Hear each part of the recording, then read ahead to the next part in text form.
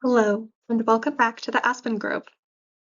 Today, we will discuss alternative teaching formats that facilitate long-term memory for students in higher education. Often, educators use formats for teaching, such as lectures and readings. However, there are many other avenues through which we can provide information. My name is Aspen Delano. I'm an occupational therapy student earning my doctorate through the University of North Dakota. I'm writing my capstone project on sensory considerations for students in higher education. By the end of this video, you will be able to recognize how to incorporate multisensory strategies in your setting. Although there are hundreds of ways to teach students in higher education, we will focus on the 3 M's: mnemonics, melodies, and movement. For our first category, I've chosen to cover a concept from kinesiology. We'll take the information from the next slide and turn it into an easy-to-remember phrase using letters as placeholders for words. The following table and diagram show the planes of movement. As you can see, each plane has a corresponding movement and an axis on which the movement occurs. We are going to take this information and turn it into a mnemonic. The key to making beneficial mnemonics is to make them memorable. The following mnemonic takes the information from the previous slide and condenses it. All the letters in the first column correspond to the plane's name. All the letters in the second column relate to the movements, and all the letters in the third column pertain to the related axis. Here we have FAS, TRI, SFX. FAS stands for frontal plane, ab and adduction, and the z-axis. TRI stands for transverse plane, rotation, and the y-axis. SFX stands for sagittal plane, flexion, and the x-axis. When creating mnemonics, attempt to develop known words or use well-known acronyms. In this case, SFX is a frequently used acronym for special effects. Another way to teach students is through the auditory system, in this case, creating melodies related to the course content. The following 2 songs were created using a program called Easy Music AI. In this program, individuals are able to write down their own lyrics and the genre that they want their song to be in. It is a valuable tool for educators who may want to incorporate songs into their classroom but might not feel comfortable singing or composing their own. This is a free program. However, individuals have to pay a small fee to download songs. The first song we will listen to is related to ionic bonds. Ionic connection, ionic connection, ionic connection, ionic connection.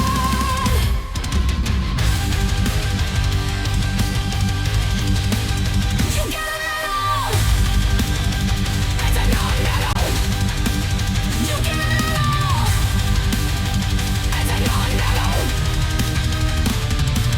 Name that ion, add an item. Get some examples. Nickel is sodium chloride. Magic 2 is magnesium nitride.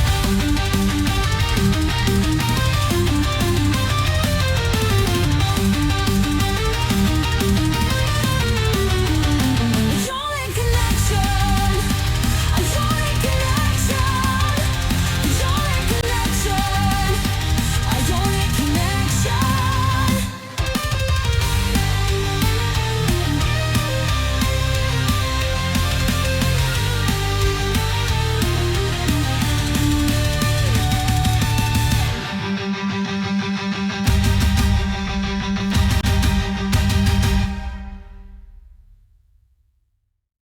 I intentionally chose metal for the genre of that song because ionic connections form between metals and nonmetals. This differentiates ionic from covalent bonds through content and through genre. Some of the chemical equations were not said correctly. For example, in the lyric Mg3N2 is magnesium nitride, the singer says Mg-Quin2 is magnesium nitride. Though AI is now capable of many feats, it still has difficulty pronouncing chemical equations, some mathematical formulas, and clinical jargon. The next song we are going to listen to is about covalent bonds. Covalent bonds. Covalent bonds. Non-metals hold each other.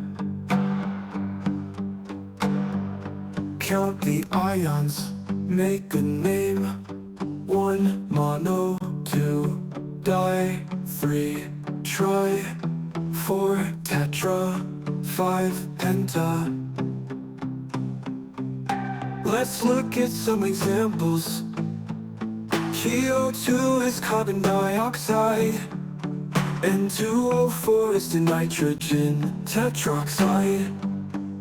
Covalent bonds. Covalent bonds. Non-metals hold each other.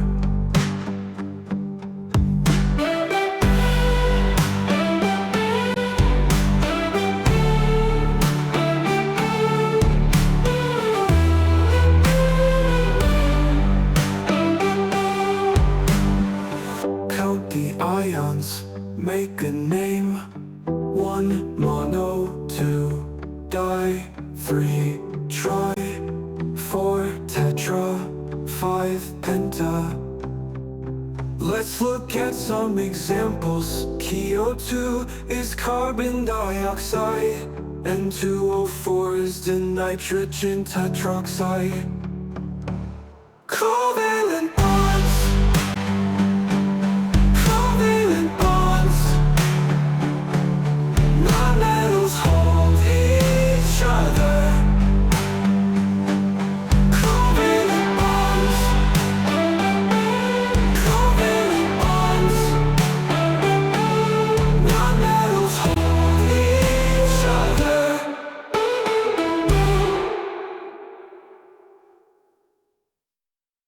Educators may use music because humans can memorize music better than spoken language.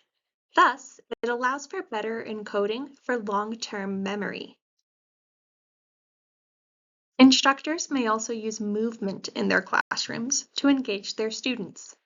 The following example uses a common topic in developmental psychology: parenting styles.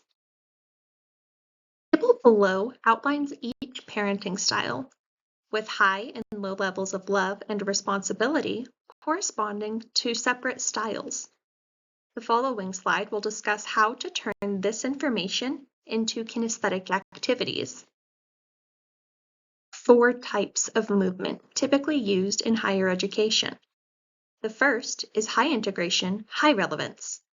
In this style, individuals move in ways that are highly related to the content and discuss the information related to the content. An example of a high integration, high relevance activity is having the students act out each of the 4 parenting styles.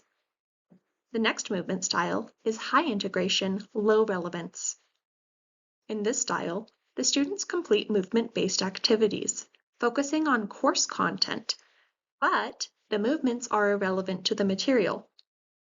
An example would be placing labels of each parenting style in the room's 4 corners. Then, the teacher would provide a case scenario and ask the students to move to the corner that they believe corresponds to the case presented. The next movement style is low integration, high relevance. These movements occur during the activity, but are not explicitly related to course content. Gestures made while presenting the information falls into this category. Finally, there are low integration, low relevance activities. These movements typically occur before, in the middle of, or after a class, and are generally thought of as brain breaks. Having the students do 10 jumping jacks before they sit at the beginning of class is an example of low integration, low relevance activity.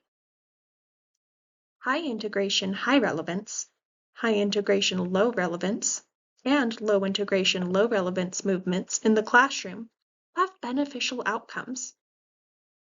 High integration, high relevance, and high integration, low relevance activities were the most related to long-term memory in one study.